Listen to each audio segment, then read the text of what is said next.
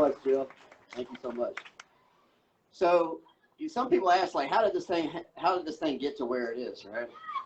Well, Jill kind of hit it on the head when they said they created a public emergency, okay?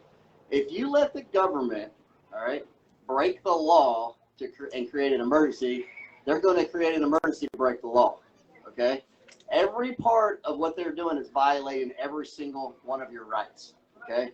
That's where that ends today, okay? If you don't think communism is here, it's here, okay? And it's on our shores, right? New York has already passed a vaccine passport, okay, where you cannot go into any restaurant without a card showing your vaccination status. That reminds you of anything? Right? Reminds you of Germany, right? Okay. Do you know in Germany, do you know how, everybody asks always, you know, how did it get to that point? How did the Jews, you know, end up 11 million of them getting slaughtered? How did that happen, right? Well, what they did is in 1918, right, and this is just coming out in some of the history stuff. You got to really dig and find the stuff. But you know how they got that whole thing started? They created a flu pandemic in 1918. Okay? Do you know how they got them on the cars to go to their death? They promised them health care. They promised them school. They promised them money, hot meals, blankets, and it led them to their death. Okay? If we don't do something now, all right, our kids are going to be dealing with that same thing. It's time. It's over. Okay? I wanted to read something to you here real quick. All right?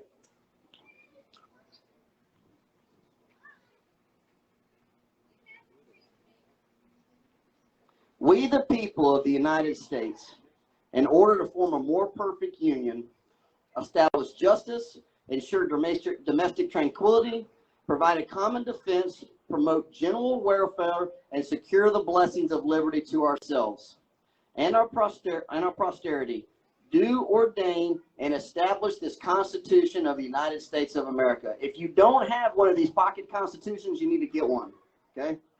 They cannot take your freedom from you. You have to give it to them, okay? They can't touch you, all right? If we go into numbers that we can do, we know what's going to happen.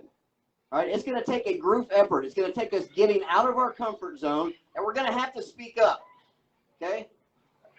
All right, I'm not anti-vax. I'm not anti-mask. If you feel like that's what you need to do, you do it. That is your freedom, okay? It's up to a person's obligation to do what they think's best. If they prayed on it, they think that's the best thing for themselves, that's great. But you're not going to promote that on me and stick me or stick my kids with something that I don't want. That's okay. Can you agree on that? All right. Some things have been coming out here recently. If you go to even some government website, I don't know if you're familiar with VAERS. Okay, it's a vaccine reaction website where you can log in and put your reactions on there. And doctors are required to go in and put these adverse reactions. Okay. As of, not all of them do. As of, I think, Friday of last week, there was 14,271 deaths from the vaccine. Are you hearing about that? Okay. Over 200,000 adverse reactions. Okay. And different things like that. I've actually got the numbers. I'll read them to you in a minute. But what we're finding out is they're not telling us what's in them. All right. All right. They're lying to you about it being approved by the FDA. That's a good one. Okay, you know what they did? They stuck with emergency authorization. Okay, they're telling you it's approved by the FDA. All they did was extend the emergency authorization on the same drug, but switch it to a thing called Comirnaty, which is not even available in the United States. Okay, the problem with Comirnaty is it lists all the ingredients except one, and it was redacted. Okay. Would you put anything in your body that you do not know what's in it? Okay? All right? We know doctors are coming out, okay, every single day saying they have alternative treatments and alternative medications for COVID-19, okay? In most cases, it's a mild flu. Once again, I know people have lost their lives from it, okay? It does suck. It's a nasty, nasty bug. Typically, those people have comorbidities or have other issues that they would have a regular flu and that could kill them too. Okay, that's just part of it. All right, and it sucks. I understand that. The saddest part about this whole thing is you have people coming out every single day trying to get their word out and trying to share what's happened to them by vaccine injuries. All right? It is crippling people. It's giving people Guillain-Barré syndrome. It's giving people deafness. It's giving people seizures. Okay? It's killing people. It is actually killing people. The mainstream media and the news is not telling you this. Okay? There's a reason for that. Okay? We know the vaccine doesn't work. It will not prevent you from catching COVID. We know it will not prevent you from transmitting it. Okay? It doesn't work. But you know what what they want to do because it doesn't work? They want to hit you again with it. They want you to take another one. Okay? If you feel like you need to take it. But you're not going to put it on us. All right? And it's our responsibility to stand up to keep this away from our children. All right? I've got a really good friend of mine. My wife grew up with in church. Her name is Alicia Smith, and she's had one of those reactions, and she's got a little story to tell. And I wanted to have her come up if she wouldn't mind and talk with me for a minute. And I won't make you talk by yourself. I'll stand here with you. Okay? This is Alicia, guys.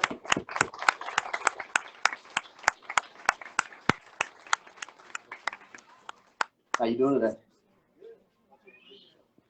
My name's Alicia Smith. I'm from Ruston, Louisiana, and I took the Pfizer vaccine April the 15th, and I didn't really expect it to go the way it did. I was doing what the media told me to do, trying to protect all my clients. I was a hairdresser.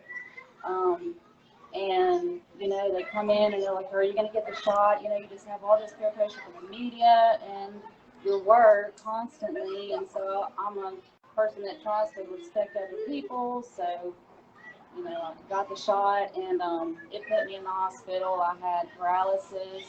I had swallowing problems, so I had to teach myself how to swallow again in speech therapy. My speech was messed up. I couldn't write anymore. Like, I had to go all the way back to the basics of ABC. My own sister had to brush my teeth when I got home from the hospital because this is what I look like. And it was very hard, and I still have my days. I still can't work, but yet the government is not there to help with anything. I've tried to reach out to their office because, financially I'm not able to work. Thankful I have a husband that he has a good job, but all these other people that don't have a good husband, what do? They're financially hurting.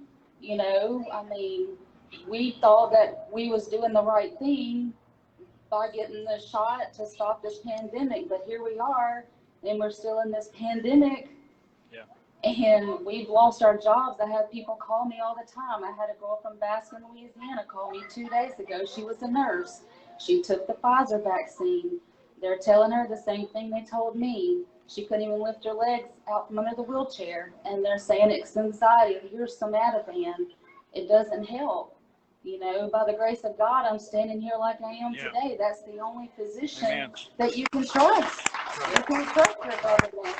And I'm not telling y'all that if y'all decide to get it, that's fine. But there are dangers, and they say it's safe, and it's nowhere near safe. I was a very healthy person. I had no underlying conditions, and they didn't find anything. Jill Hines saw me when I was really bad in a wheelchair. She came to my house and did an interview.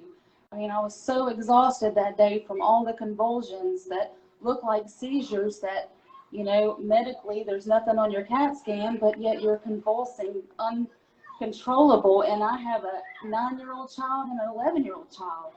They had to see me through this, and I tried my hardest to be as strong as I could. And when you can't even walk, when you lose your mobility and everything, it's the scariest thing in your life. And they're hiding that from all of us Americans. And it's our time to stand up and throw the stupid mask in the trash and just keep standing up and do what you feel is best for you.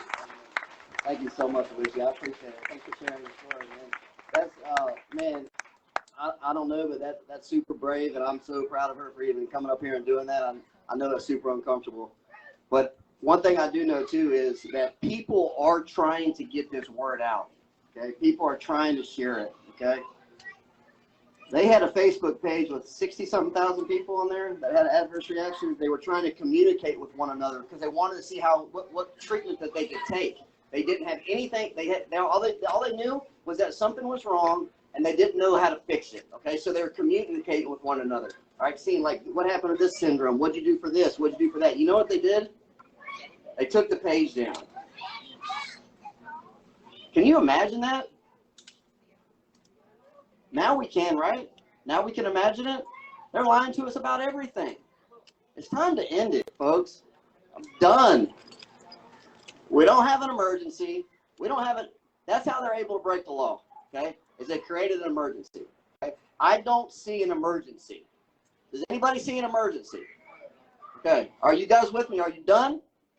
Let's be done. All right. All right. And you know, people say, what do we do? How are we going to move forward in this? Okay. We've got an awesome plan.